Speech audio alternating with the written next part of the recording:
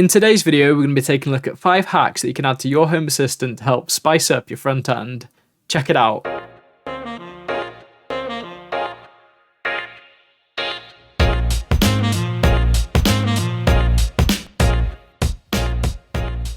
What's going on, guys? I hope you're all doing well. So today we're going to be taking a look at another 5 cards available from HACS, and for those of you that aren't familiar with HACS, it stands for the Home Assistant Community Store, which is a place that you can go to browse, install and download a whole bunch of different community created content. And this community content comes in a few different flavours. We've got things like custom themes, custom integrations, different dashboard cards, different templates and more. Specifically today, we're going to be taking a look at a few different custom cards and how to set them up and install them and just add them to our dashboards. So for this video, you will need to have HACS set up and installed, but don't worry if you don't yet have it, as I have put together a little guide which you can follow, and you'll have HACS set up and installed within about 5 minutes. So go set that up and then come back here. As always, this video will be timestamped, so if there's a particular card that you want to see, be sure to make use of those timestamps in the description to just jump ahead to that. Everything that we're going to be looking at today, all the GitHub repos and all the bits of code and everything like that, will also be linked in the description, so be sure to check those out. So with all of that said, let's check out my first card, and up first we've got the Ultra card. The Ultra card is a pretty impressive and pretty advanced card, hence its name, Ultra. Good one. It's a modular card builder that aims to provide an easy and intuitive visual editor to allow its users to build custom cards for their own dashboards. This card features a full visual editor that allows you to design and create your own cards using a series of columns and rows that all act as containers for the rest of the content. For customization, there's 12 different modules available to choose from, and it allows you to also customize all aspects of the cards, including its icons, its text, its fonts, its colors, its spacing, its borders, and much more. You can even add your own hover effects to the different cards if that's something that you wanted to do, and I've not seen this on any other card that I've used so far. One of my favorite things about the card builder is the fact that it makes use of this visual editor. The way that it's been designed is it's really easy to actually see these modules, it's really easy to slot things together, and there's also a little button that you can press that gives you a full screen visual editor, which gives you even more real estate to actually design and create and just build what you want to build. Even though you've got all of these different tools for creativity, I will say it's definitely really easy to make bad looking cards using all of the different tools. So although you can create really good looking things, it is really easy to make really bad looking things. If you're using this card, it is quite intuitive to actually navigate and find the things that you want and to actually start putting things together, but definitely probably check out some examples when you start putting things together, just so you've got a good idea of how things probably should look, and yeah, maybe just read the documentation. The setup for this one is nice and simple. Head over to HACS and be sure to set your filter to be cards, and we can leave this filter on for the duration of this video as we're only going to be looking at cards today. With that set, just do a search for Ultra card and it should appear. You can then just select it and be sure it's this one by WJD Designs, and then select download in the bottom right, hit reload, and then you're good to go. You can now just navigate to the dashboard where you want to place the Ultra card, enter edit mode by pressing the pencil in the top right corner, and then choose to add a new card. In this list you should now be able to find the Ultra card, but if it doesn't appear you may need to clear your browser cache. A nice quick and easy way to clear the cache is just by hitting Ctrl and F5 on Windows. As the card's now set up and installed, we can just add it and start making use of it. The editor for this one consists of rows, columns and then modules. You can specify how many rows and how many columns you want the items to have, and then inside of the columns you start adding modules. And as I mentioned, there are 12 different modules that you've got access to. The first 2 are layout containers, which dictate the type of layout that you want the contained modules to have, and then the other 10 are all different content modules. You can mix and match and choose between all of these different modules, so you'll be able to find something that you want and actually create something using these different modules. To help with your designing, because there's a lot here, there's lots of different rows and columns and modules, you can actually name each of the modules, which just gives you a quick reference to actually know what that thing is, and you can then just drag and drop it around and just move it and place it wherever you want it to be. The Ultra card is absolutely massive and there's so much that you can do with it, but this one probably needs its own video to actually run through in depth all of the things that you can do and some of the different designs. If you're interested in having something that's going to allow you to build your own cards or stylize things using your own designs, then this one is definitely one to check out. Moving on then to my second card, and we're going to go for something much smaller and much lighter, and we've got the compact light card. Do you see it's smaller and lighter? Yeah? No? Okay. The compact light card is a clean and compact card that gives you a modern looking control for your lights, and it also offers a small range of customization options. It's actually quite similar to the tile card, however this one definitely has a much more modern and more prominent look to it, and in my opinion this one actually looks better. But unlike the tile card, this one doesn't have any kind of visual editor, so any of the customization options that you're going to be adding and changing will only need to manually be done using YAML, unlike the tile card where you can add features and make all the changes to a tile card using the UI. To set up the compact light card, head over to HACS and just do a search for compact light card. Select it, hit download, hit reload, and then you're in business. When you choose to add the card, you'll be given a default template, and for this you'll just need to assign it a valid light entity. Using this, you can then press the icon on the card which will turn the light on and off, and if you drag along the coloured bar, it will adjust the light's brightness if the light supports it. On each of the compact light cards, you'll see this little chevron in the bottom right corner, and selecting this will open up the more info dialog. This little chevron can also be customized in the settings, so you can have it perform a different action, so you can have it perform a custom action that does something else instead of opening that dialog.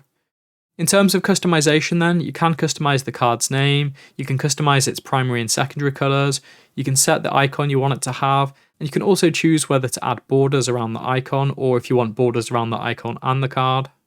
With the card colouring, you can also customise what you want the off colour to be and what you want the on colour to be. So if in your theming you have it certain colours for certain things, then you can do that. Another nice thing that the card does with theming is it actually allows you to set different colours based on whether it's in a light theme or a dark theme. So you can mix and match this and customise it to however your theming looks. Continuing on then with my third card, and we've got the mini media player. If you've ever seen any of my other HACS videos or any of my Amazon Echo media player type videos, then you'll have definitely seen this card because this is the card that I use to do all of those things. The mini media player is a minimalistic yet customizable media player card, and you can stylize it and customize it to however you want it to appear on your dashboard. With this one, there's lots of different customization options available, and you can do things such as choosing how you want the artwork to look, you can choose if you want to have custom buttons, you can create speaker groups, you can even customize it if you want to be able to have a little text-to-speech box, which if you're using any kind of text-to-speech in your house, this is a great one to have. The setup and install for the media player is also simple. Just head over to HACS, search for the card, hit download, hit reload, and then you're good to go. With this one, it's got partial visual editor properties, which means you can do some of the customization, but not all of the customization using the visual editor. A lot of the main customization, including things like setting the artwork, setting what you want the bar to be, and a couple of other things, are all done inside of that visual editor. But any of the more advanced and customizable things will need to be done in YAML, and for this you can just switch to the YAML editor and you can start adding these things in. The more advanced things are the things like the text-to-speech, grouping, and a few other things. You can check out all of the different customization options for this card by heading over to the repo, and it is extremely well documented and there is lots that you can add to it. Some of the really cool things you can do with this media player are you can set up your own custom buttons, and then pressing on these buttons will perform a different action. I like to use them to have them press to do a certain action, so I use them with text-to-speech, so I've got a button that I can quickly press to say it's dinner time or it's bedtime or quickly run a specific action. If you add the text-to-speech box, you can also just enter some text and have that play on a specific media player, so it's just really handy and it's a really nice feature to have. In the recent HomeAssistant release, the default media player also just got a visual update where it can display some artwork and it's got a much cleaner look, but even with that, I still definitely prefer the mini media player. If you could have the text-to-speech and customizable buttons on the standard media player, then I probably would move to that just to not add extra custom things, but for me, I prefer the mini media player. Let me know in the comments below which one you prefer. Is it the default one or is the mini media player something you'd be interested in? Up next then, we've got card number 4, and this one is the double curtain card. The double curtain card, as the name would suggest, is a card that allows you to control two different curtains. To add this one, just like all the others, head into HACS, do a search for the double curtain card, hit download, hit reload, and then head back to your dashboard. This one is really simple, but if you've got multiple blinds or multiple curtains where you want to be able to view them both next to each other and control them all in the same card, then this is definitely the card for you. This card features a really simplistic UI editor, and it feels basically like a normal Home Assistant card. Inside of here, you can assign the left and the right entities, which both assign to a standard cover entity. For my double curtain card, I'm using some of the SwitchBot curtains, so with the SwitchBot curtain robots, there's a left one and a right one, and having that on the curtains, I can use this card to control the left one using the left control, and control the right one using the right hand control. On this card, as well as being able to just adjust the left or the right hand card, you can also set them to both be open or both be closed, so you've got actions for both as well as the individual ones. And this also doesn't have to be curtains, it can be any kind of cover entity, so maybe you've got multiple blinds in the room, you could set them to be the blinds. There's also a couple of other options available in the UI. You've got an option for inverting the controls if that's something that you want to do, and there's also this blink option which basically tells it whether to flash those little arrows as something's moving, just so that you can visually know that something's moving. Personally, I don't like this, so I just have that turned off, but it's there if you want it. Wrapping this up then with my fifth and final card, and we've got another swipe card, but this one is the ToDo swipe card. The ToDo swipe card is another swipe-based card, but unlike the previous swipe card that we looked at in the last video, this one swipes through to-do lists, and you can see here where the inspiration for the name came from, because you're swiping through those to-do lists. No! God, please, no! No! If you're somebody that makes use of Home Assistant lists and you use them regularly, maybe you use them for tracking your jobs or your shopping list or whatever it is, it's really convenient to have on a mobile phone and just swipe between these lists. Just like all the other cards that we've looked at today, this one's got a nice and simple setup. Head into HACS, search for the card, select download, hit reload, and then you're good to go. This card features a visual editor, but this one is also only a partial one, as if you want to do some of the extra and more customizable things like changing colour, changing text, changing fonts, and that kind of thing, then you will need to put in the extra work and use the YAML. Using the UI though, you can do all of the basic things like setting which lists you want to appear in preview and the swipe collections. You've then also got some options for the card like setting the card spacing, setting the visual aids like the pagination dots, or whether you want to be able to search for things, whether you want to be able to see the completed lists, whether you want to be able to see a delete button, and that kind of thing. One of the nice things about this card is not only can you swipe between multiple lists, is you actually get a bit more customization than you would with the standard to-do list. So with this one, you can set backgrounds for the to-do lists, and you can set them to be either a local image that's available within your own Home Assistant, or if you wanted to, you could just grab the URL for an image that you want and use that in there, and then that will appear on your card. And there we go guys, that's been a little look at another 5 custom cards available through HACS. Thank you to all of the developers and community members that have all worked on all these different cards. You'll find links to all of the projects all in the description below, so go and check those out.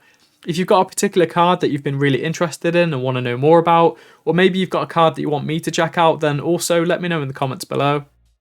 A lot of people seem to really enjoy that previous HACS video, which is why I've created another, so if you have enjoyed this one and maybe you want to see a third one, or maybe you want it to be a little series or something, then just let me know in the comments below.